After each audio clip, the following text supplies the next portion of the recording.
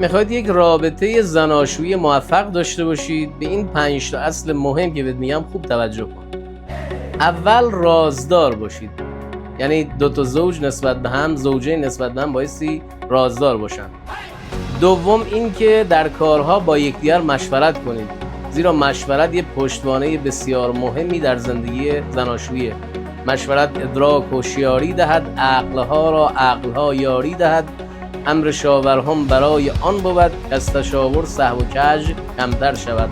عقل را با عقل دیگر یار کن، امر شورا بینهم را کار کن. سومین اصل مهم اینه که به احساسات یکدیگر احترام بگذارید. چهارمین اصل اینه که طرف مقابل رو به خوبی درک کنید و از توانایی‌های ویژه او در زندگی مشترک استفاده کنید و نقاط ضعفش را به رخش نکشید. و پنجمین اصلم که میتونه بسیار کارساز باشه، اینکه به شریک زندگیتون اعتماد کامل داشته باشید. برای دیدن مطالب متنوع‌تر کانال ما را دنبال کنید.